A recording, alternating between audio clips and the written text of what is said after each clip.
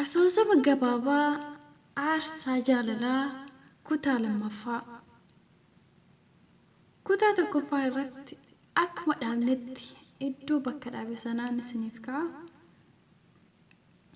Raajinis dubbadhu ittiin jedha. Isheenis sagalee ishee isa simbirroo masqalaa fakkaatu sanaan tole jette.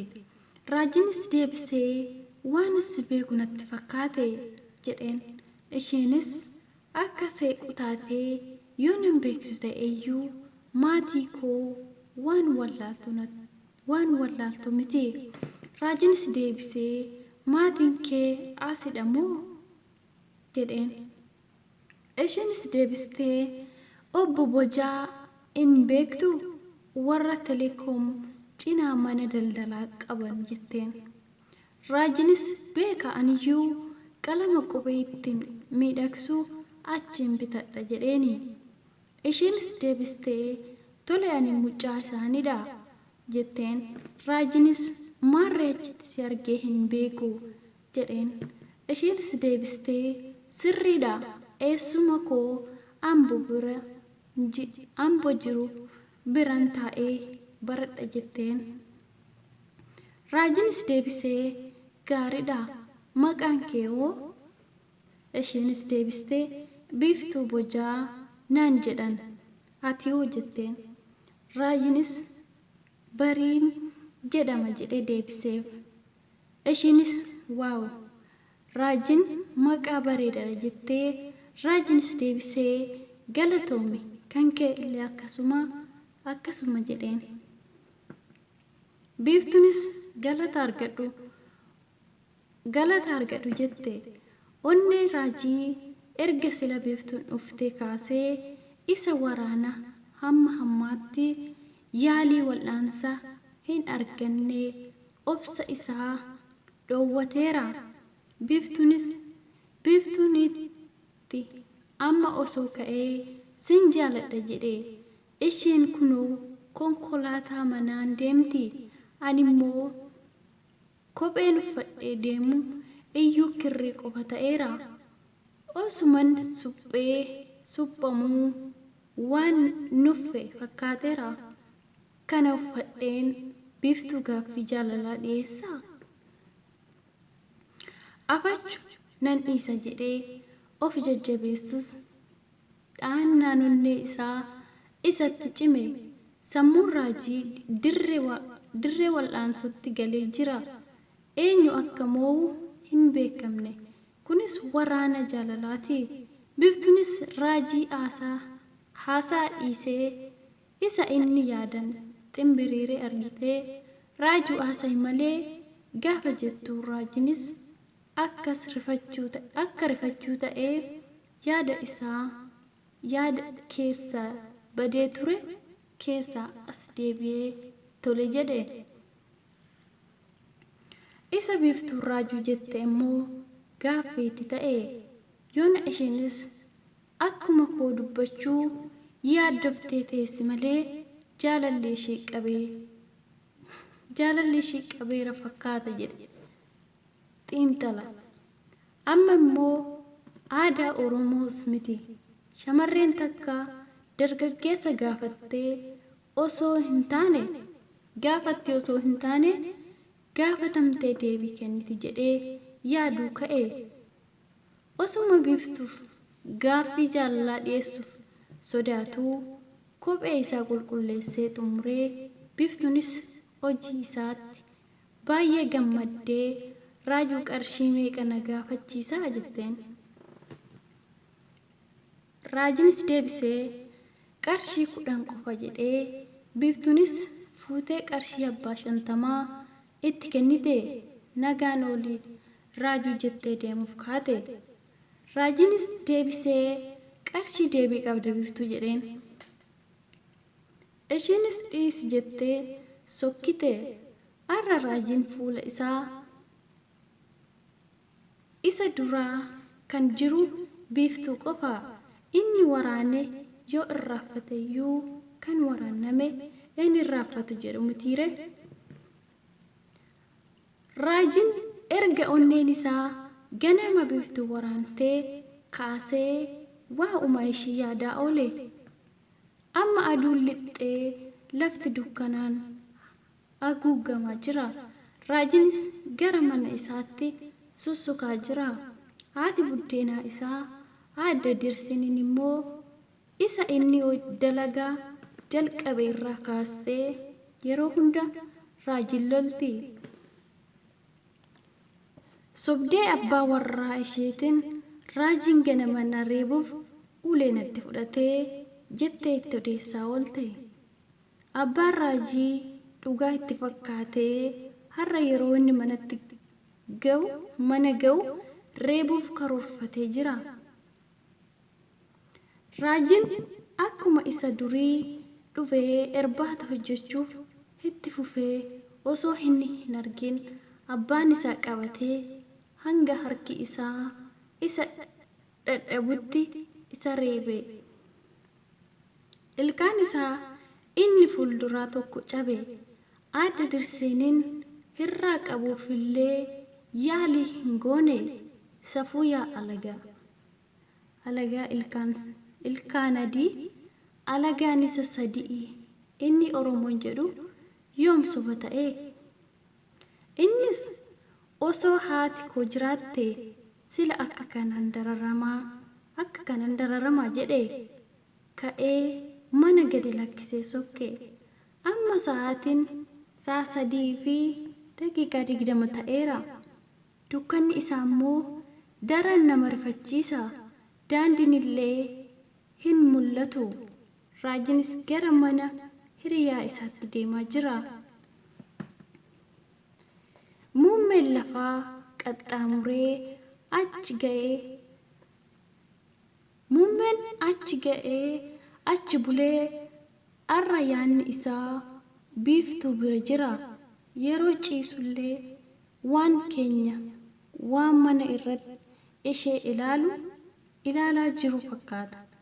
Waan ta'e osuman sila gaafadheera ta'e jedhee gaabbii of ceeqa.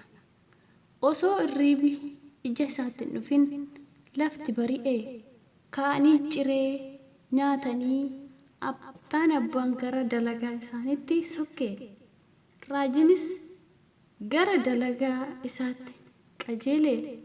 Osuma daandii asfaaltii irra deemaa jiru sagalee shamarranii raajuu jedhu dhagaye. Gaafa garagaree ilaalu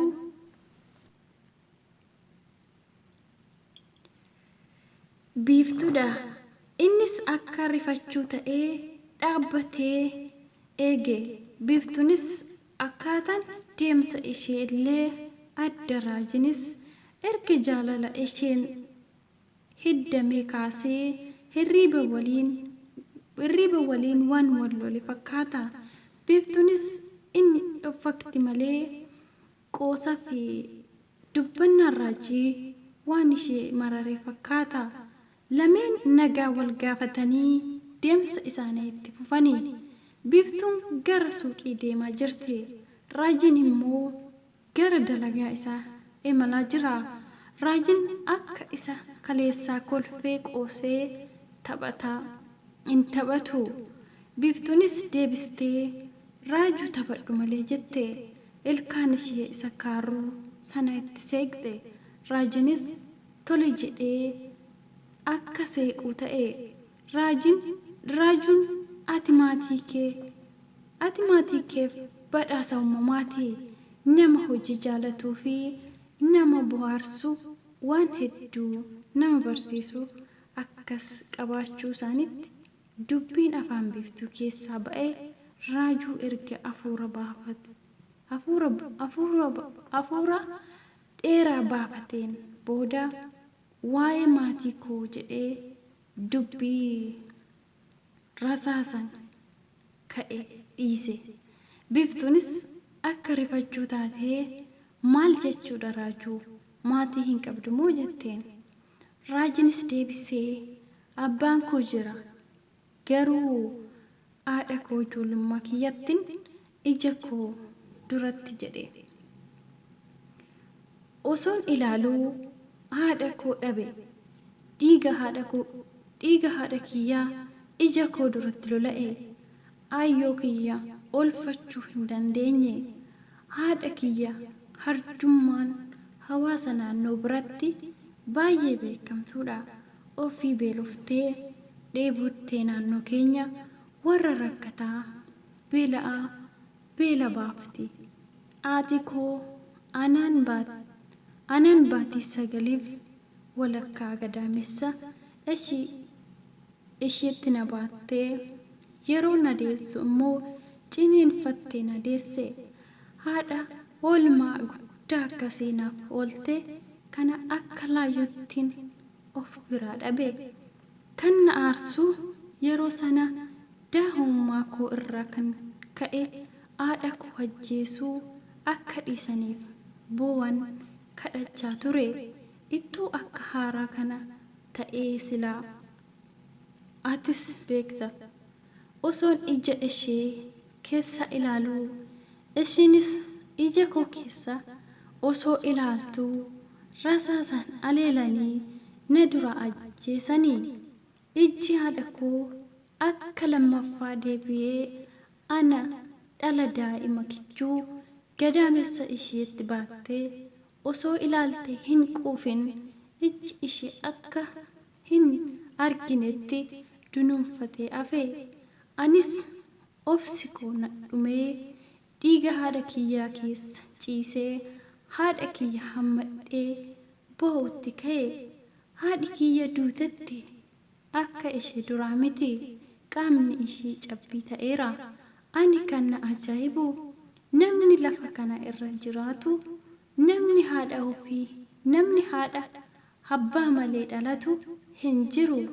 Garuu akkamitti namni haadha gadaamessa ishee keessatti baattee ciniinsifattee isa deesse irratti ajjeechaa akkasii akkamitti akka raawwatu anaan tilmaamuun natti ulfaata jedhe. Gara biiftuu ilaalee ijji ishee imimmaan burqisiisutti jira. Dhiisi biiftuu aniyyuu boo'in dadhabe jedhee of jajjabeesse. Biiftuunis deebistee eenyu raajuu kana haadha kee akkasitti si dura ajjeese? Innis deebisee qaama mootummaatu ati mormituudha jedhanii ajjeesanii. Isheenis deebistee abbaan kee raajuu jette. Raajinis deebisee haadhi koo erga boqotteen booda osoo gadda ishee keessa hin ba'in abbaan koo haadha warra biraa fuudhe. Isheenis haadha Dirsiinii jedhamti. Isheen immoo akka ani mana sana keessa jiraadhu hin jaalattu. Yeroo mara dalagaa humna koo olii na hojjisifti. Isa irratti immoo abbaan koo yeroo inni gara hojiidha manatti galu sobdee ammeenya koo itti odeessitee innis yeroo mara na reeba. Aasaa koo fudhachuu dhiisee kan ishee amanaa. Edaa akkuma hojiidhaan galeen reebicha hamaan irratti geggeesse. Osoo ani hin argin na qabatee ilkaan kiyya isa duraa na kabalee cabse. Anis achi baqadhee mana hiriyaa kiyyaa bule jedhe. Biiftuunis waa'ee raajii garaa ishee moggaseera. Kana booda hoo akkam goota? Eessa jirta? Raajinis achi hin deebi'u. Qarshii ishuma argadhu kanaanin mana kireeffadheen taa'aa jedhe. Biiftuunis tolee jabaadhu jettee gara suuqitti qajeelte.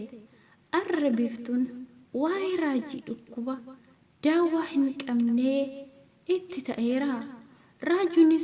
Raajuun osoo madaa akkasii qabu kolfee taphachuun isaa nama cimaadha. Yeroo ilaalan nama rakkina hin qabne fakkaata. Ija biiftuu dura kan jiru hunduu raajiitti fakkaata. isheenis waraana jaalalaa sanaan waan waraannamte fakkaatti. Gidduutti osuma nama waliin haasoftuu yaadan deemti. Yeroo namni ishee waamu immoo rifattee deebiti. Waan onnee ishee kolonii raajii guutummaa guututti oole fakkaateera. Isheenis injifatamuuf harka kennuu qofatu ishee hafe. Hamma aduun dirqama ishee fixxee waan mana isheetti galuuf ariifataa jirtu fakkaata. Safuu yaadu kana hunduu gaafa dhiyu gara mana isaatti gala. Biiftuunis erga irbaata nyaattee booda gara kutaa ishee itti fufa.